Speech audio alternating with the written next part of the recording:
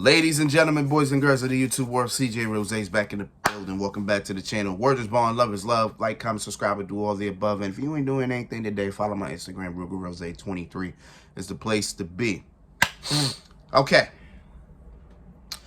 So, we ain't even at the NBA offseason yet. And we already getting big things popping, little things stopping. You know what I'm saying? So, just let everybody know the draft is tonight. The draft is tonight, which is crazy. I forgot the draft was tonight, but it is going down. But before we even got there, at about 11:30 last night, 12 a.m., somewhere around that time, we got another big trade. And it's from the Washington Wizards, again, because it seems the Washington Wizards are just cleaning house at this point. Bradley Beal got traded to the Suns. So now Porzingis, before he even opted out of his option, is traded. He is traded to his fourth team of his NBA career.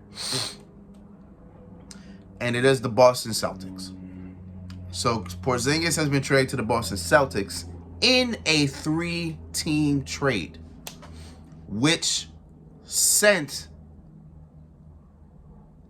Tyus Jones from the Memphis Grizzlies to the Washington Wizards and Marcus Smart to the Memphis Grizzlies.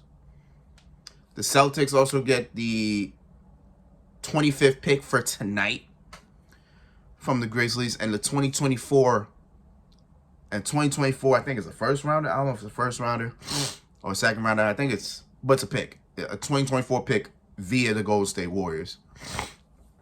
While the Celtics send the 35th pick for tonight to the Wizards. Okay. Well, we're going to start at the head of the snake, which is the Celtics. How does this make the Celtics look now? Well, the Celtics did need a big man. They did need they needed a bigger presence because what they had was relatively small. Again, not again, but Rob Will is about, between 6'6" and 6'8", so he's rather small. I mean, he can defend. He can defend as well. He can defend the post, and yeah, my bad. I thought I was about to sneeze. That's why my thoughts were crazy. He can defend the post and as well get rebound. That's what I was waiting for. That's exactly what I was waiting for. He can defend the post and as well get rebounds. And is a great shot blocker. But again, 6'6", 6'8", he's rather small. That's why get him out the way. Get him out the way. But that's also another reason why the Heat kind of did dominate a little bit, even though their shooting was one of the reasons why they beat the Celtics and everything, and Tatum and Brown's consistency as well. But one other reason was the Heat was able to out-rebound that team.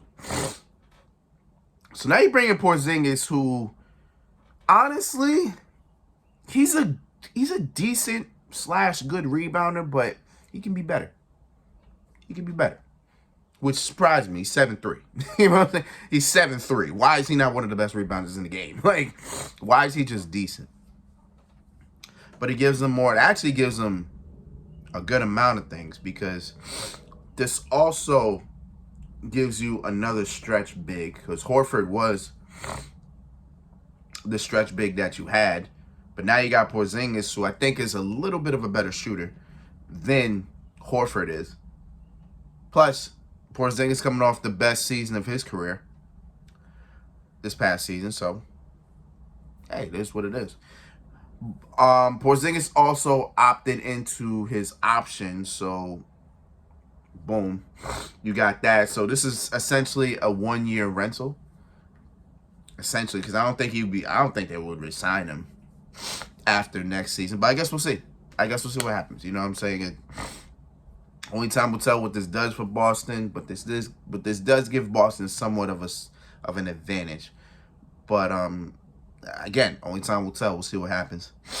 The Wizards just get a pick for tonight, and they get a quality point guard. Well, they need him. He probably will be their starting point guard, because they did get Chris Paul in that Bradley Beal trade, but you know they're gonna waive him. They should waive him, but they're actually looking to trade him to a contending team. So they're looking to see what team could contend, what good team will take Chris Paul's contract. But the problem is, you might as well just waive him, because that's a very big contract for a 38-year-old player. So I'd rather just drop him, just have that money, and then call it a day. Because trying to trade Chris Paul is gonna be, you're not gonna get much out of it. And again, the contract's got to match. Again, he's old. I think 38 mil for next season. Old 38 mil. So that's that's something you got to worry about. Oh, sure, it's wrinkled as hell. You got to worry about that 38 mil. Plus whatever team you get, you got to get something back in return. You're probably going to get nothing but picks, which is sad. You probably get nothing but picks. And I don't think you can even get that for Chris Paul. Because Chris Paul going to feel insulted, whatever the case is. I don't know.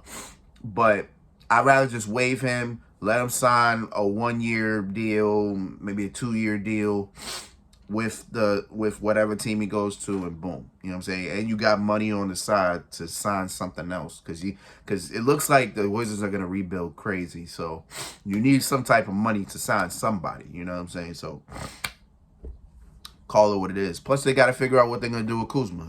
Kuzma, technically, I believe, is a free agent. So you're going to need some money to re-sign him, because let's be factual. Kuzma had a hell of a season this past season. So he's owed something. You know what I'm saying? He owed a little bread. You know what I'm saying? So you got to figure out what you're going to do with that. In terms of the Memphis Grizzlies, you lose your backup PG, and you get a different one. Marcus Smart, I'm surprised he got traded. Honestly, I didn't think it'd be. I remember what I saw the name Marcus Smart get traded. I was like, wow, that shocked me. It wasn't even about the fact that the Celtics got Porzingis, because this deal was revolving literally yesterday, like early yesterday. So I'm not really surprised that they got him. It's just the fact that they had to sacrifice Marcus Smart for him. But that was gonna happen. One of those 3 guards were gonna get dealt. It's either gonna be Derek White, Malcolm Brogdon, or Marcus Smart. That's the thing. And the sad reality is, all 3 of those guards since last season have done very well. Like Marcus Smart last season was the defensive player of the year. Malcolm Brogdon just won 6th Man of the Year this past season. And Derek White had a very good showing in the playoffs. I think this was Derek White's breakout year. This is the best year Derek White's had. So now you got to figure out, okay, who gets dealt. You can't really deal the 6th Man of the Year, even though that's what they were going to do first. They were going to send Brogdon to the Clippers. For what? I have no idea. But that deal never fell through. So they were trying to do a 3-team trade with the Wizards to get Porzingis. The problem is, I guess the Clippers didn't really have anything for the Wizards to take, because there's not much you could take from the Clippers without giving up something else. So plus that would have been crazy, because that's more guards for the Clippers that they can't really do with right now. So that was probably for the best.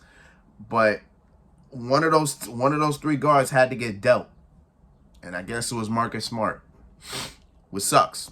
Listen, it sucks. I would have kept Marcus Smart because of the fact that out of all 3, he's the best defensive player. Plus, he can give you a couple shots. He can give you a good solid 15. You know what I'm saying? I'll take the 15, but then Brogdon can give you about 20. And Derek White show he can give you almost 20. You know what I'm saying? So I don't know what the decision was to take Smart away. I have no idea what was the reason to trade him away. But one of them had to get dealt. And unfortunately it was Marcus Smart. But it does benefit the Grizzlies a little bit. Because now you got a defensive mind guard. And actually him and Jaren Jackson on the court at the same time. Pretty good. You know what I'm saying? I kind of like that dynamic duo in terms of defense. They actually will probably be, hey, who knows?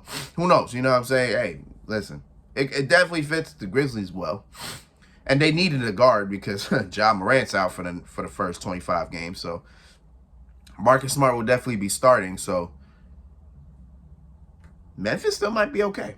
But again, only time will tell. We'll see what happens. But this trade is very this